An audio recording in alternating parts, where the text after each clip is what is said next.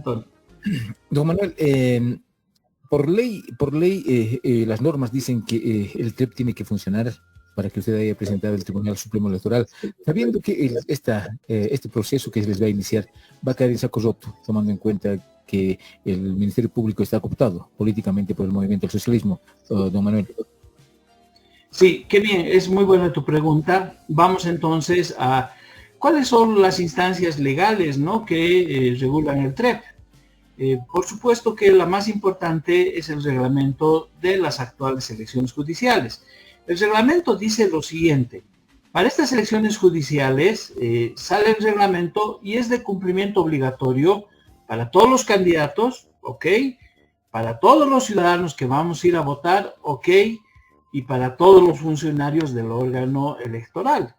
Es decir, el reglamento establece el carácter obligatorio de estos tres actores. Entonces, si en el reglamento de las elecciones judiciales dice que debe funcionar el TREP, entonces el que incumpla el reglamento merece sanciones. Ahora, de ahí saltamos a la ley 018 del órgano electoral, que dice que los funcionarios electorales, vocales, etcétera, que cometan delitos deben ir a la justicia ordinaria a pagar por sus delitos. Es decir, no hay fuero de juicio de responsabilidades para ellos, porque el juicio de responsabilidades, la 044, dice para presidente, vicepresidente, magistrados, y no llega a los vocales. Tahuichi ha estado exigiendo que sean ellos incorporados a la 044. El argumento de Tahuichi es que nos van a hacer procesos y no nos dejan trabajar, preferimos ser objeto de juicio de responsabilidades una vez que terminemos nuestra gestión, así no nos interrumpen en nuestro trabajo, y luego que nos juzguen. Bueno, resulta que la 018 dice que si están cometiendo delitos tienen que ir a la justicia ordinaria. Una cosa muy importante. Entonces, en el reglamento de las elecciones judiciales, el último capítulo dice que tiene que funcionar el TREP. Ahora, acá hay cosas novedosas que la población no conoce. Hemos incorporado un documento, el cuarto instructivo, que lo emite Oscar Hasenteufel y que ordena a todos los funcionarios electorales, es decir, tribunales supremos, tribunales departamentales, CEGIP, CERES y todos los que están, bueno, bajo la égida del órgano electoral, creo que el CEGIP no, perdón, CERES, y todos los funcionarios tienen que ir al cuarto simulacro, el 4 de noviembre. Es decir, que el sistema estaba operando. 4 veces ya habían ido a un simulacro donde los funcionarios electorales tenían que simular, sacar fotos a las actas en un horario determinado, les entregaban credenciales, contraseñas, acceso al sistema, lo que significa que incluso ya se ha erogado una cantidad de recursos para que el TREP funcione el día de las elecciones. En consecuencia, el Ministerio Público también tendrá que investigar si esos gastos han caído en malversación de fondos, etc. Luego hemos incorporado el acuerdo multipartidario, el primero, y dentro de las resoluciones del acuerdo multipartidario, que es un acuerdo entre los vocales, los delegados de partidos políticos y los delegados de los poderes del Estado, ahí firma, por ejemplo, la señora María Nela Prada, a nombre del gobierno, del Ministerio de la Presidencia, y firman otros representantes de la Cámara de Diputados y de Senadores, se comprometen en ese acuerdo del 10 de junio a que en estas elecciones se iba a priorizar elecciones judiciales no fraccionadas, íntegras, que el TSE iba a ser independiente, que iba a haber auditoría al padrón electoral y que iba a funcionar el TREP, algo que han incumplido. Entonces, luego hay un montón de cartas que hemos tenido correspondencia entre los vocales y el CONADE, donde ellos en una nota final nos dicen que va a funcionar el TREP de acuerdo a ley. La ley o la norma es el reglamento que les acabo de mencionar. Entonces, el día de las elecciones tenía que haber funcionado el TREP. El sistema es rápido, sacarle la foto al acta, subirlo a un sistema mientras se hace el cómputo final, que es formal, manual, podríamos decir. El TREP nos iba a dar resultados en la noche de acuerdo a las tendencias de cuáles habían ganado Y este es un mecanismo de transparencia de información que también en el memorial hemos colocado, que viene del 2016. Cuando se hizo el referéndum del 21F, el TREP funcionó, pero García Linera salió el domingo en la noche del 21 de febrero del 2016 y dijo que con las actas del campo que iban a llegar, se iban a revertir los resultados, que había un empate técnico y que el ganador iba a ser el sí.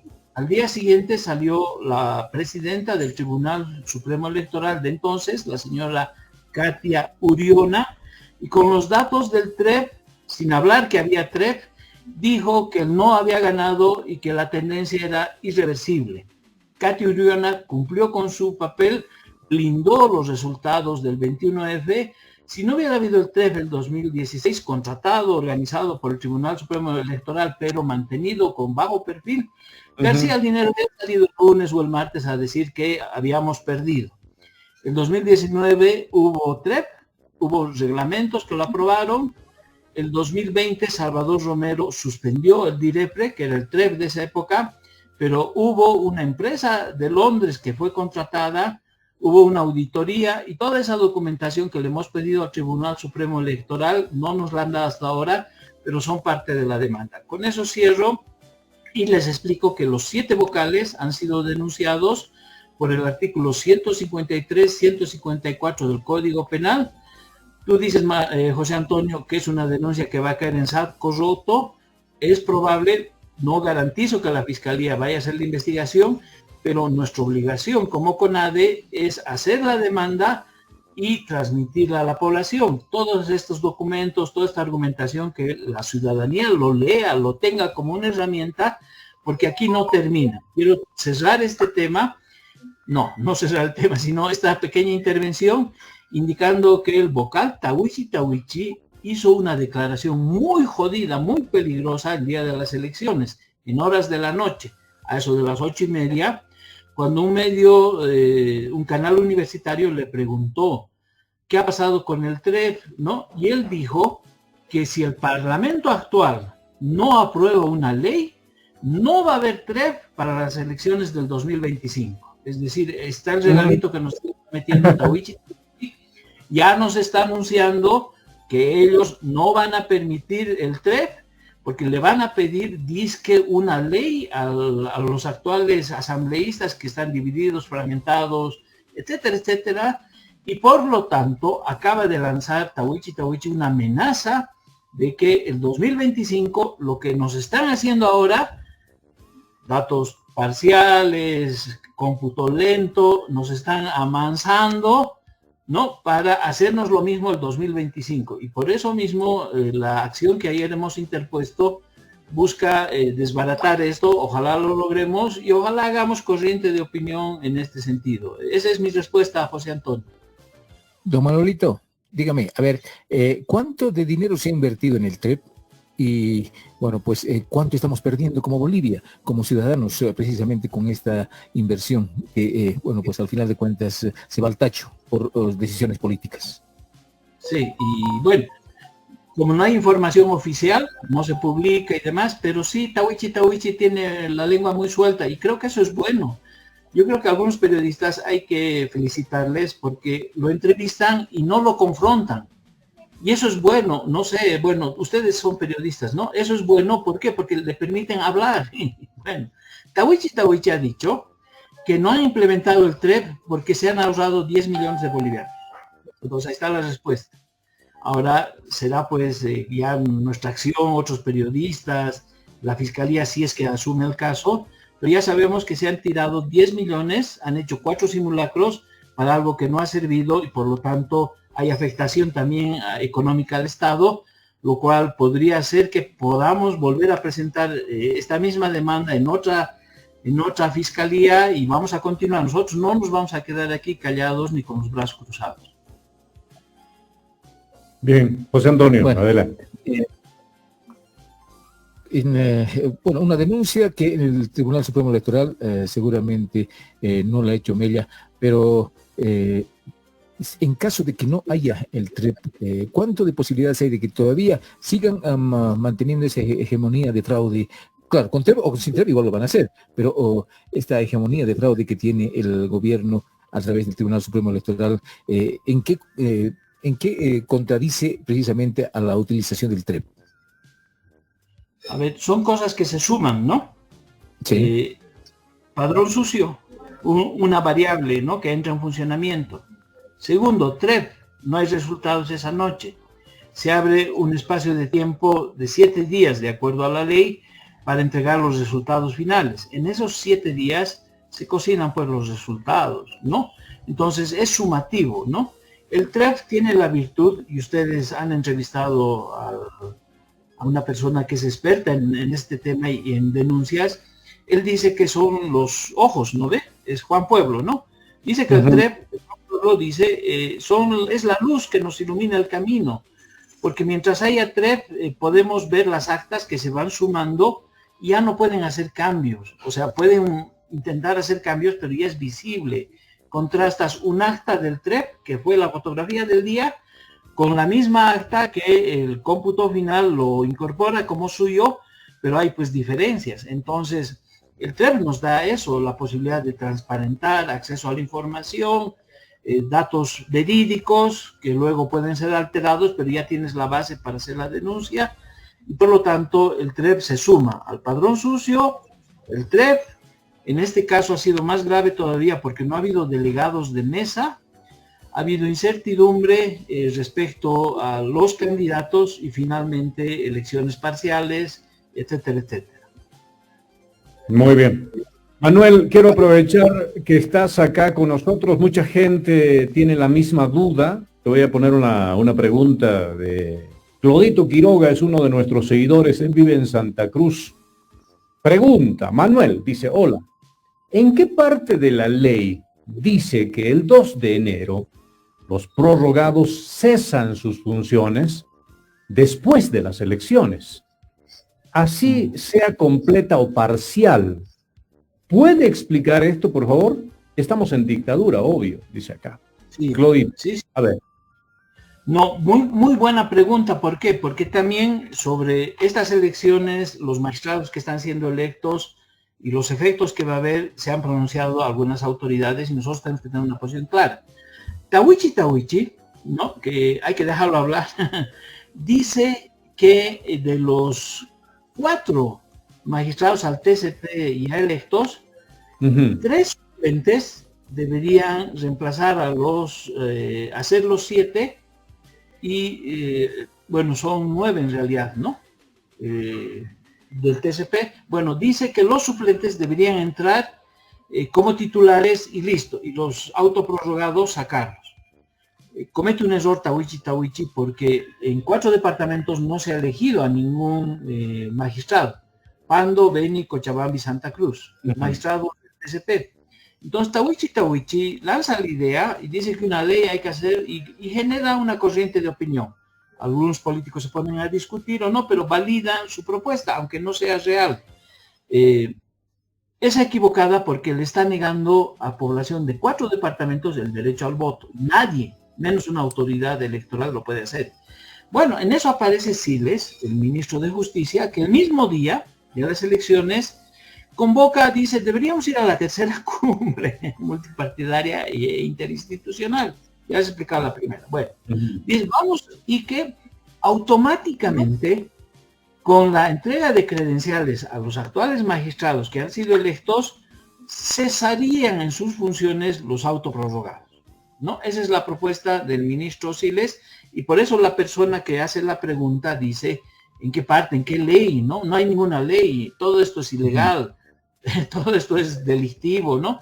Pero el ministro de Justicia quiere generar una corriente de opinión que diga que van a cesar en sus funciones los magistrados autoprorrogados una vez que se les entregue las credenciales a los 4 electos y los 5 automáticamente van a su casa como si eso fuera mágico, y eso no va a suceder.